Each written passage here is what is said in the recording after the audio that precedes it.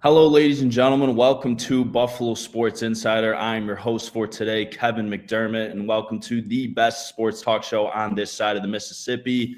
Ladies and gentlemen, it is March, so you know what that means. Madness is on the horizon. We are going to get in right away to our first segment, college basketball. I'm here joined by John LaScala and Mr. Jack Hyde. Gentlemen, welcome to the show. So we had a lot of first four games. We had a couple first four games, I should say, last night. Kansas loses to Alabama State in a crazy ending. Alabama State loses to St. Francis. I'm say loses to Alabama State in a crazy ending. John, can you go in detail about that ending? Yeah, I mean, St. Francis had the lead the majority of the game, pretty much throughout the entire game. And right there at the end, Alabama State pulled it close, and they just got off a wild buzzer beater at the end of the game. That was about as good of a game I've ever seen between two 16 seeds for the first four.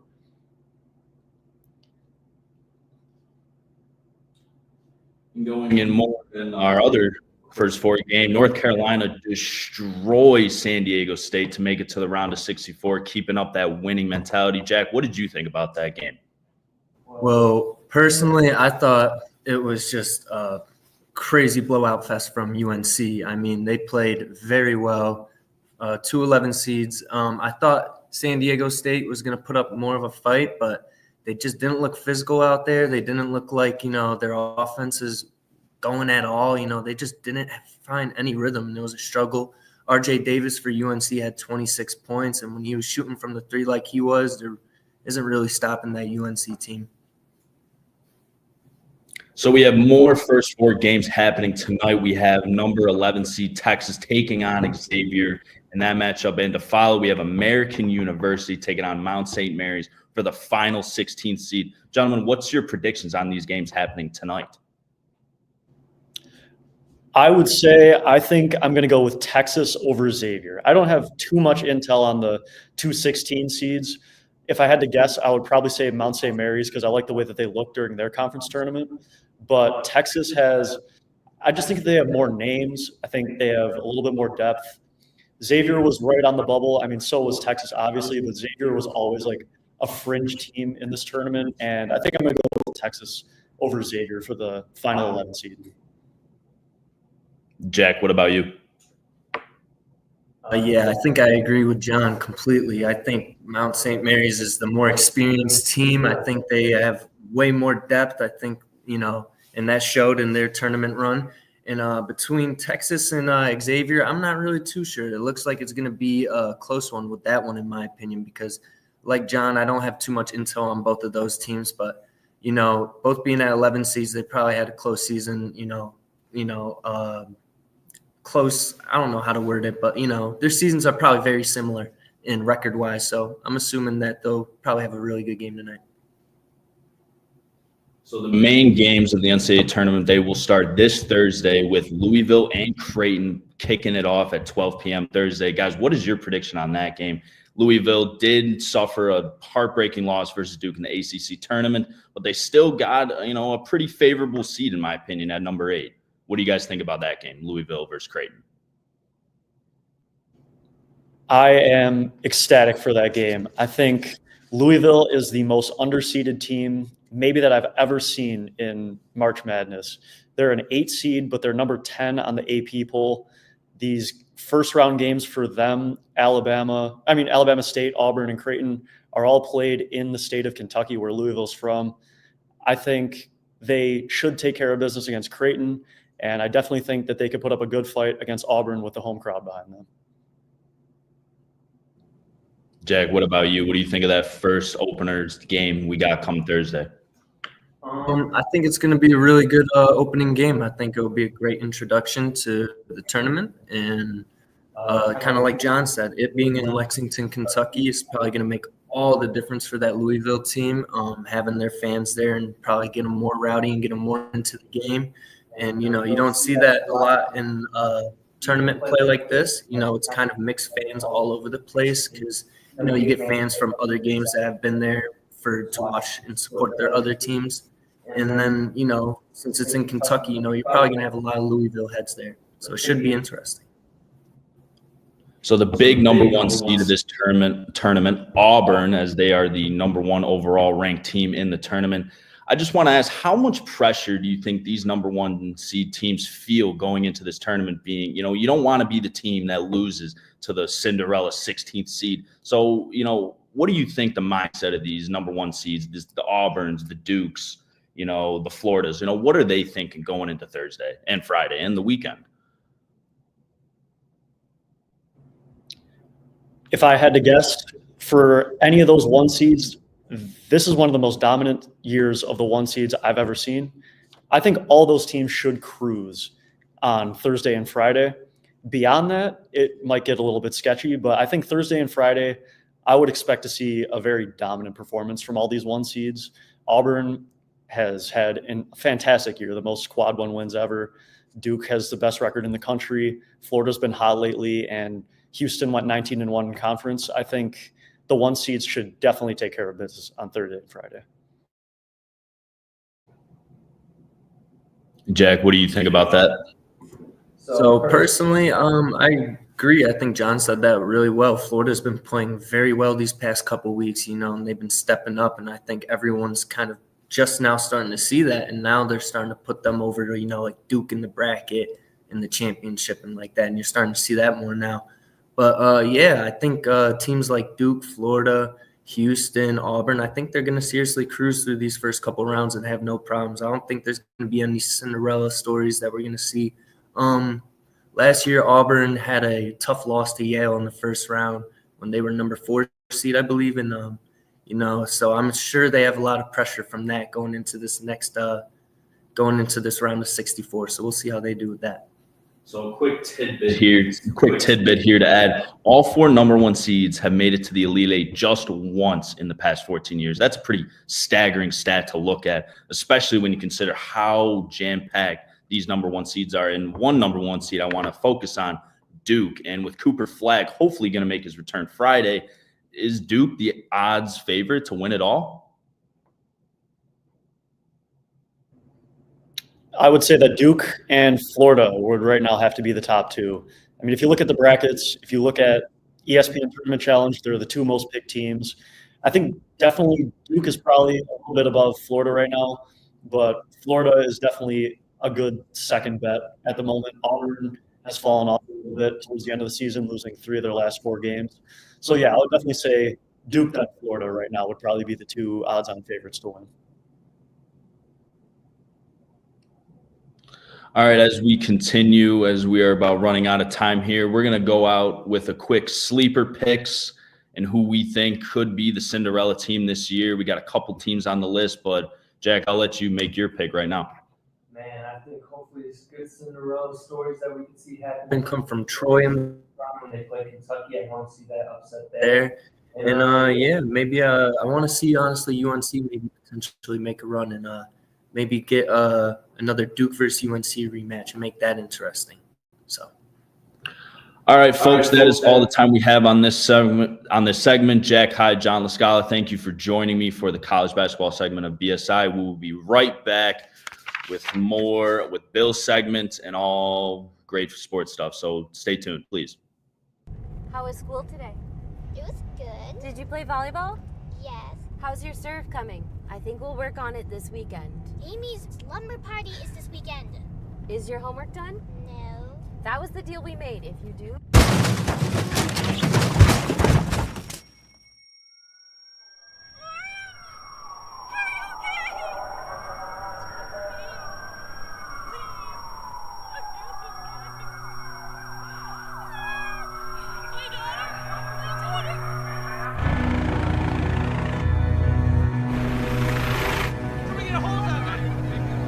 Hi, Lauren. My name is Katie. We're going to take care of you, okay?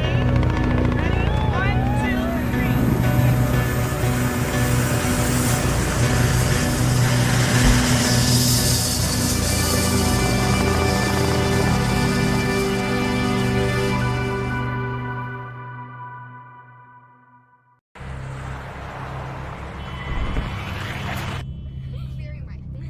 'You wouldn't do that. So Why do you do this? Distracted driving kills an average of 9 people and injures over 1,000 every day in America. Put down your phone. Lives depend on it. Don't drive intoxicated. Don't drive intoxicated. A sobering message from AAA. How was school today? It was good. Did you play volleyball? Yes. And how's your serve coming along? Not so good. I think we should work on it this weekend. Amy's birthday bash slumber party is this weekend. Is your homework done? No. That was the deal we made.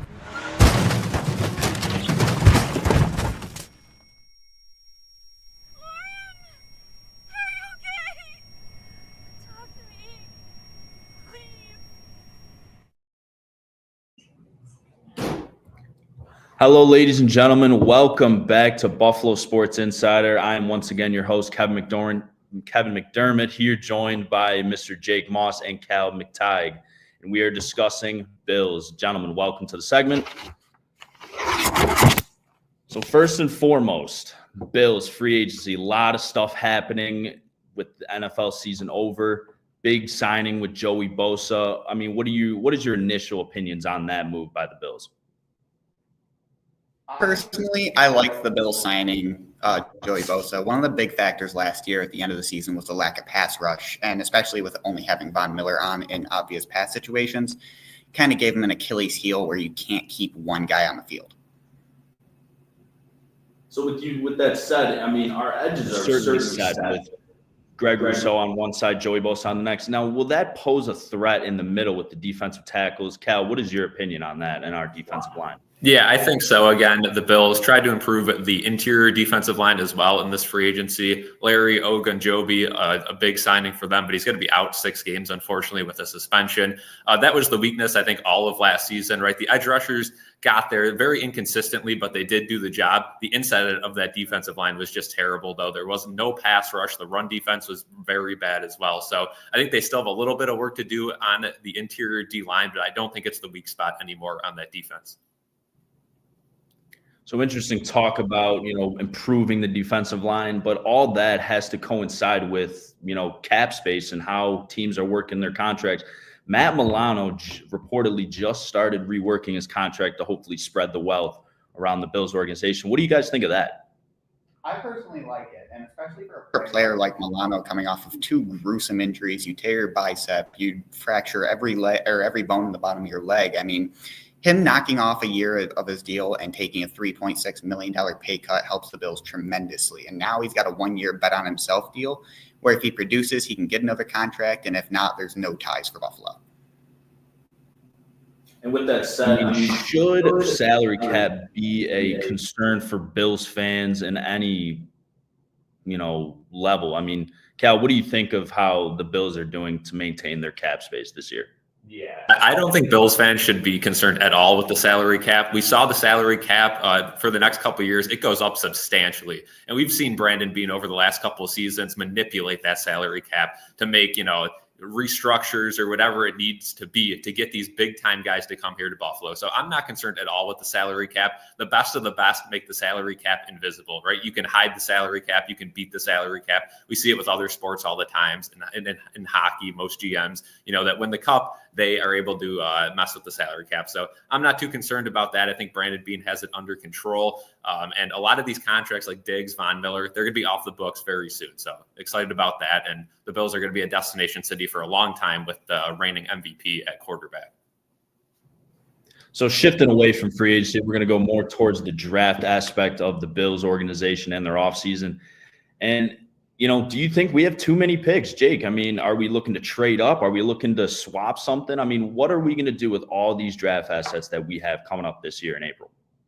Historically in the draft, McDermott likes to, if there's a guy he likes to move up and get him. He doesn't want to wait around and see if he falls into his lap. So I do think we'll see some moving up, whether it be in the early rounds or maybe in the 3rd or 4th round. If he likes a guy, he'll go and get him. He's done it with Bernard. He did it with Edmonds. He did it with Allen early in his tenure. So I just don't see the veteran trade panning out the way the market has been, the way Hendrickson still might get his contract. I would look more towards the draft and whittling down from 10 picks. So we got three positions that are on the scope for the Bills. We have defensive tackle, cornerback, and a wideout. Cal, what is your thoughts on going after a defensive tackle for this draft?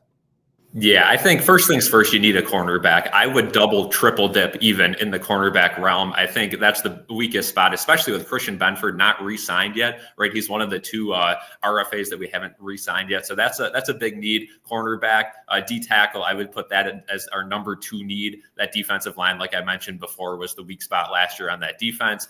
The wide receiver position, I'm not too concerned about. You get Josh Palmer from the Chargers. I think he's a very, good overall wide receiver. I don't think, he's not the fastest guy. He's not the tallest guy, but he can catch the ball. And you move him with a quarterback like Josh Allen. I think that is going to be a very good move for the Bills. You lose Matt Collins, but again, Allen's the MVP. If his defense could get some stops, I think this is a team that could definitely win the Super Bowl. I know I say that last year they had the opportunity finally in the playoffs and it didn't work out, but I think, you don't got to improve the offense too much more. That offensive line's great. Focus on defense in the draft.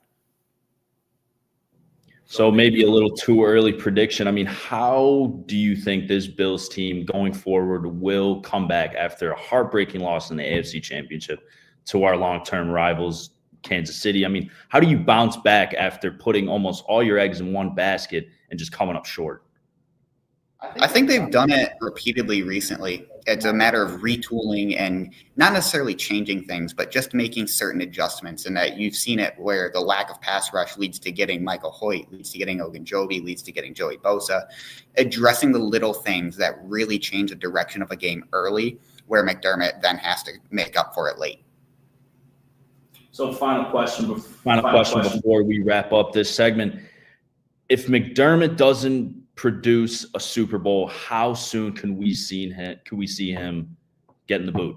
Yeah, I'm all for the team that says get him out of here if he can't win a Super Bowl in the next 2 seasons. And it might sound harsh, right? He ended the drought. He's this, historical figure in Buffalo. But at the end of the day, you got the MVP quarterback of Josh Allen. If you can't get it done and you're, a defensive-minded head coach, that's not really the time now, right? Offensive guys win championships. We see it with Andy Reid. And in these big games, Sean McDermott gets outcoached time and time again, especially in the playoffs. So if he can't get a Super Bowl in the next 2 seasons, I don't care how far you make it. You lose in the AFC chip 2 years in a row. I don't care. He's got to go. He needs a Super Bowl under his credentials. And if it doesn't happen, I'm more than okay moving on. All right, folks, that is all the time we have in this NFL Bills segment. Up next, we will have the NBA segments. But for now, we will be going into a break. Jake Moss, Cal McTeague, thank you for joining me here on Buffalo Sports Insider. How was school today? It was good. Did you play volleyball? Yes. How's your serve coming? I think we'll work on it this weekend. Amy's slumber party is this weekend. Is your homework done? No. That was the deal we made. If you do...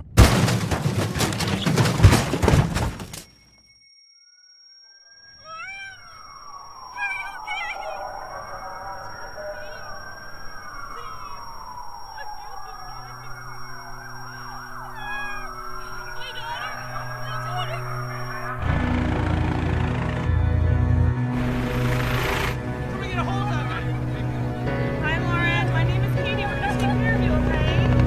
Ready? 1, 2, 3.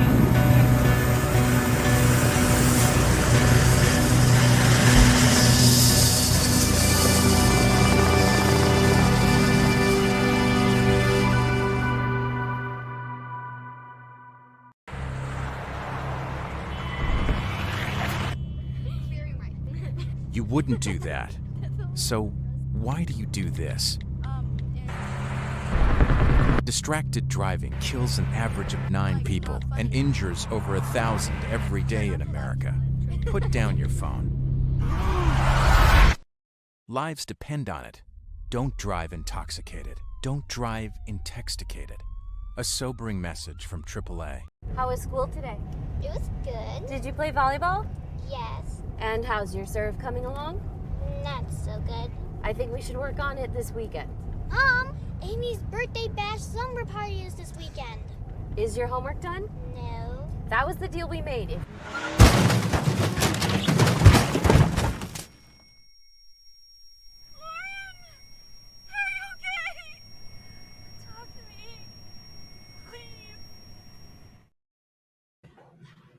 Hello, ladies and gentlemen. Welcome back to Buffalo Sports Insider. I am your host once again, Kevin McDermott, here joined by Irie Dorsey and Mr. Makai Russ. Guys, welcome to the show, and thank you for coming. NBA segment is on the agenda here for today, as we are going to start with our first piece of information. Anthony Davis assigned to the NBA G League Texas Legends after his leg injury occurring him last month. Irie, can you give us a little more context about that injury? So it almost seems like for the Mavericks, since the infamous now Davis Doncic trade, everything has just been going wrong for them. So on his very first game as a Maverick, Anthony Davis went out of the game, and he only played like 31 minutes. So for his recovery, they sent him down to the Texas Legends. So he's been practicing and playing with them since then. And this is just one more injury that the Mavericks really can't take right now. They have Kyrie out on a torn ACL, and they have many different players who are just injured and on the sidelines right now. And according to the NBA rules, they may be forced to forfeit their games in the playoff, and they might not be even able to get there due to all these injuries. So it's really, really looking bad for the Dallas Mavs right now. So, what does this mean, possible free agent? Could this lead to a possible Anthony Davis free agency departure? And, what does this spell for the Mavs' future, Mikhail? This is a team that went to the NBA Finals last year. What can we make of all this? Yes. And in other news, Dante Exum also got he suffered an injury as well, a season-ending injury. So that's another injury on top of the injury Dallas dealt with. They're currently the 10th seed. I don't think that they're gonna finish the 10th seed. I think that they want to probably pivot towards the draft. And I don't think they have enough star power or a healthy enough squad to make a play-in push. Interesting. As we move down on March 15th, the Oklahoma City Thunder took on the Detroit Pistons in a win, 113-107. That was not the highlight of the game, as head coach JB Bickerstaff of the Pistons was very critical of the NBA refereeing going on in that game, quote unquote, saying, "I'm disgusted by the way this game was officiated." All right, can you give a little more context about what he meant by that? Well, in the third quarter alone, the Pistons got like 5 technical fouls. And so going off of everything that was going on, one player got repeats. So just seeing how and I understand where JB Bickerstaff is frustrated and upset, because he's seeing that his team is not getting the same respect and the same courtesy that other teams are seeing. He said that a referee yelled at him for asking a question. He was saying how when he would ask to review footage, they wouldn't go and review the footage. And so if you're giving out 5 technicals in one quarter against one team, something has to be wrong, not necessarily with the team, but the way you're calling the game, I think. So do you believe this could possibly halt Detroit's momentum they have been building for the Eastern Conference playoffs, which they are currently 6th right now? Makai, what do you think this spells for Detroit? I think the Detroit Pistons are fine. I don't think that this referee debacle is going to result in them playing any worse. I think behind the Celtics and the Cavaliers, they're likely the 3rd most formidable team in the East. They'll get over this little hump. I think the NBA has a problem with officiating. A lot of players and teams, coaches have come out and they've given their criticism towards the referees, and they should probably look into it. I think the league should look into maybe holding a referee meeting and getting these issues sorted out. Very interesting. Switching gears here, Steph Curry made history over the weekend, becoming the first NBA player to record over 4,000 three-pointers, an absolutely insane stat. Can you consider him possibly the greatest point guard ever in NBA history? Oh, yes, definitely. I was just watching a show today, and the commentator was saying that it is more likely for Curry to get another 1,000 points before players under him can get 4,000 points. So for him to reach this milestone in his career is really, really impressive. And then when you look at his total amount of points overall and just seeing how he's still not even in the top 25, I believe, for all-time leading scorers. I do believe that he is still like the greatest of all time in his field. And so it's really, really cool and really nice to see him make history with the Golden State Warriors. And it's really cool to see him, despite getting older and everything, he is still like showing the young kids coming up that he is a legend.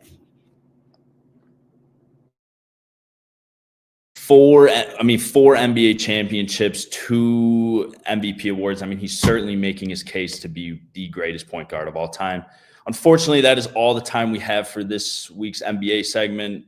Irie Dorsey, Makai Ross, thank you for joining me here at BSI, and we will be sure to have you on again. Thank you. How was school today? It was good. Did you play volleyball? Yes. How's your serve coming? I think we'll work on it this weekend. Amy's slumber party is this weekend.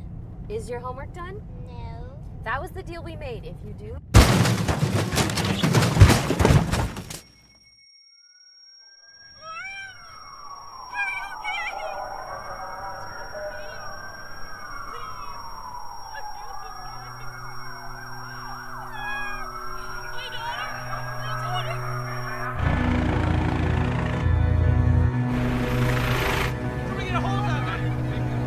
Hi, Lauren. My name is Katie. We're gonna take care of you, okay? Ready? 1, 2, 3.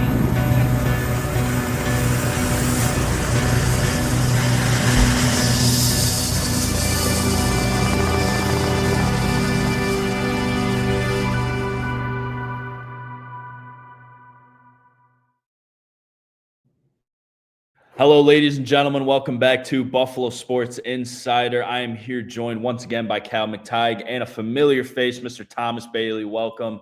We are talking all Buffalo sports here, Buffalo Sabres. First to mention back-to-back wins here in the last 3 games. Cal, can you give a little more context on that, please? Yeah, back-to-back absolute heater games. First things first, they beat the Vegas Golden Knights in a shootout, a very chippy game, of course. Familiar friend Jack Eichel back in the building. We all love beating Jack Eichel, and every time he touched the puck, he got booed, which you could assume that was going to happen after the comments he made the last couple seasons about the Sabres fans. So that was a big win. Eichel did have a goal, but he was stopped in the shootout, and the Sabres were able to come out victorious. I was a little shocked by that in the shootout. Then they take a trip to Boston. Boston's not very friendly to the Sabres team over the last 10, 15 years, but somehow, some way they prevailed, got a nice OT winner from Alex Tuch, and I got to shout out Owen Power. I'm usually pretty critical on him. He had a heck of a game, a big snipe that tied the game, and yeah, an absolutely great 2 games for this team that's out of the playoff mix, but hey, you got to give them credit. They're still fighting. Like you said, out of the playoff race, this team is at the very bottom of the Atlantic Division right now. Thomas, I mean, as a big Sabres fan, how do you keep your optimism up for possibly, turning this thing around in the coming years? I'd like to say that it's these young players. I mean, you got a player like Owen Power who's been struggling all season. He has a great game in Boston. You got players like Jordan Greenway who was re-signed. He had a solid game. Krebs is stepping up as well. There's a lot of these young players that are stepping up and stepping into their full roles. They're flourishing. And I understand that the season may be over right now for the Buffalo Sabres, but a season-ending thing right now is not that bad for these guys. It gives them a chance to work around and get some team chemistry built up for next season ahead of the season. Gives them a chance to work together. It gives the Sabres a long offseason to try and make some moves to make the team better as well. I think the optimism is still there for these Sabres fans. I think there's a lot that they can do, and I think they're going to figure it out. I think I could speak for a lot of Buffalo fans when I say I think we are really just trying to get back to those 06, 07 days, those better days, as a lot of people may want to say. But moving into that, we will go on the other side of things, the Buffalo Bandits. Big time bounce back win over the Calgary Roughnecks, 11-6. Lost to them in the game prior. Cal, can you give us a little context on that win?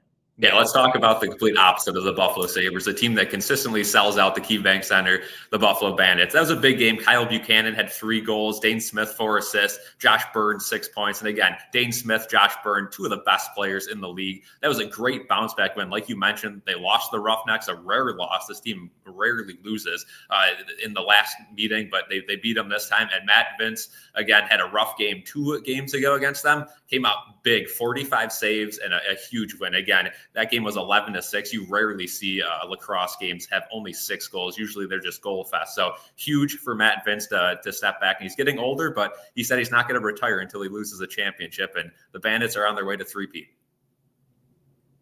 So like you said, this Bandits team very successful in the last couple years of their history. Thomas, could we possibly see another championship parade going down Delaware come June?